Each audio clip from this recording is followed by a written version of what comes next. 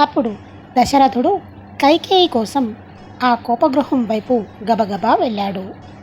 అక్కడికి వెళ్ళేసరికి కైకేయ నేల మీద పడి ఉండటం చూసి తట్టుకోలేకపోయాడు. అప్పుడు దశరథుడు కైకేయతో, కైకేయ, నీకేమైనా అనారోగ్యం వచ్చిందా? మన రాజ్యంలో ఎందరో గొప్ప గొప్ప వైద్యులు ఉన్నారు, వాళ్ళందరినీ పిలిపిస్తాను. నువ్వు అలా పడి ఉంటే నా హృదయం చాలా తల్లడిల్లిపోతోంది. నీ మనస్సులో ఏదన్నా కోరిక ఉంటే చెప్పు, తప్పక తీరుస్తాను. నీకు ఏమయ్యింది? ఏదన్నా బాధలో ఉన్నావా? లేదా నా మీద అలిగావా? నేను, నా భార్యలు, నా రాజ్యం, నా పరివారం అందరం నీ ఆధీనం కైక. నీ కోరిక ఏంటో చెప్పు, దాన్ని తప్పకుండా తీరుస్తాను అన్నాడు. నా కోరిక ఏంటో మీకు చెప్తే ఇలాంటి కోరిక కోరావేంటని అంటారు.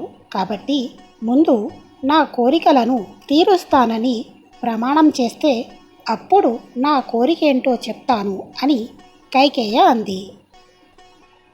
అప్పుడు దశరథుడు, ఎవరిని నేను ఒక్క క్షణం చూడకపోతే నా ప్రాణాలు గాలిలో కలిసిపోతాయో, ఎవరిని విడిచి నేను ఉండలేనో, ఎవరి మాట నా చెవిన పడకపోతే నా ప్రాణాలు ఉండవో అటువంటి రాముడి మీద ఒట్టు పెడుతున్నాను.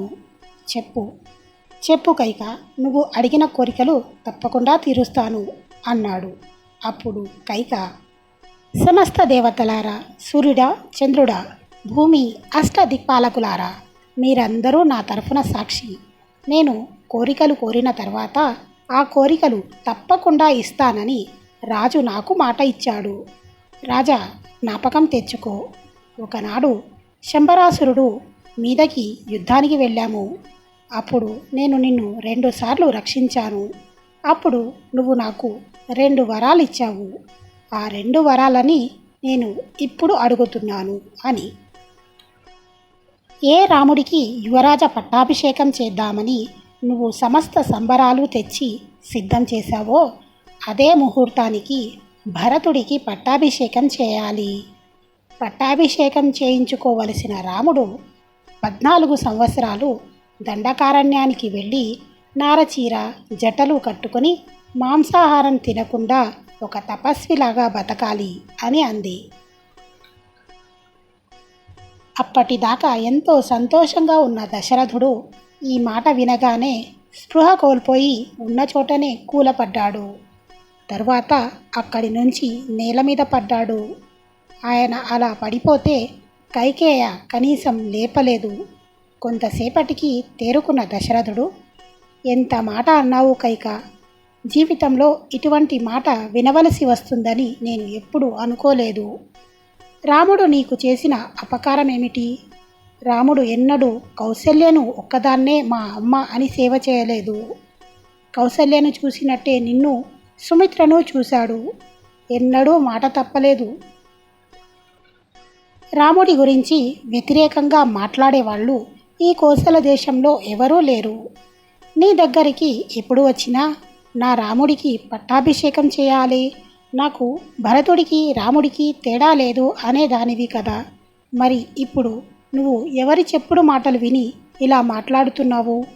గురువులకు ఎంతో సేవ చేసిన నా రాముడు హాయిగా హంసతులికా పాన్పుల మీద నిద్రించవలసిన వాడిని ఎందుకని నువ్వు తపస్విలాగా జటలు కట్టుకొని అడవుల్లో దొరికే తేనె కందమూలాలు తిని చెట్ల కింద పడుకోమని కోరుతున్నావు?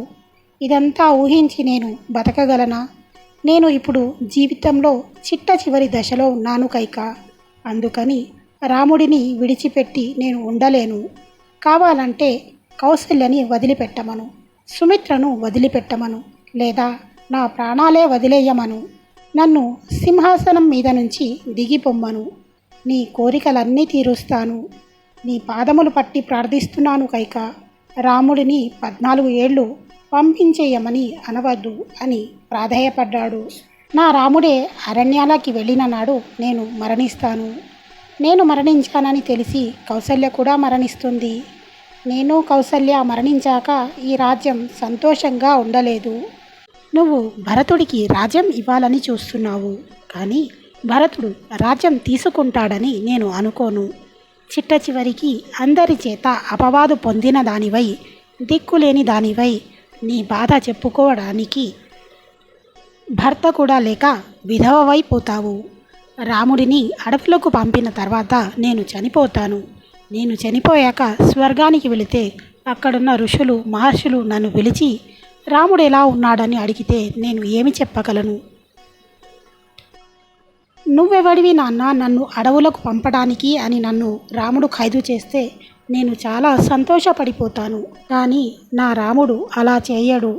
నాన్న నువ్వు చెప్పావు అందుకని నేను అరణ్యాలకు వెళ్ళిపోతున్నాను అని అంటాడు. అది నేను తట్టుకోలేను. రాముడు అరణ్యాలలో కష్టాలు పడుతుంటే నేను ఇక్కడ సుఖంగా ఎలా ఉండగలను? నిజంగా రాముడు అరణ్యాలకి వెళ్ళిపోవడం భరతుడి కోరిక అయితే నా శరీరం పడిపోయాక నాకు తర్పణ పెట్టకూడదు. నువ్వు నా శరీరాన్ని ముట్టుకోకూడదు. ఇప్పటికైనా మించిపోయింది లేదు. నీ 2 కోరికలను ఉపసంహరించుకో. అలా దశరథుడు శతవిధాల కైకేయను బ్రతిమాలుకుంటూ కైకేయ పాదాల మీద పడపోయాడు. తన పాదాల మీద పడుతున్నాడని తెలిసి కైకేయ వెంటనే పక్కకు జరిగింది. దశరథుడి శిరస్సు నేలకు తగిలి స్పృహ కోల్పోయి పక్కకు దొర్లి పడిపోయాడు. మరి చెప్పుడు మాటలు వినడం వల్ల కైకేయికి కలిగిన ముప్పు ఏమిటో నెక్స్ట్ ఎపిసోడ్లో మనం కథ రూపంలో చెప్పుకుందాం. అంతవరకు సెలవా మరి. జై శ్రీరామ్.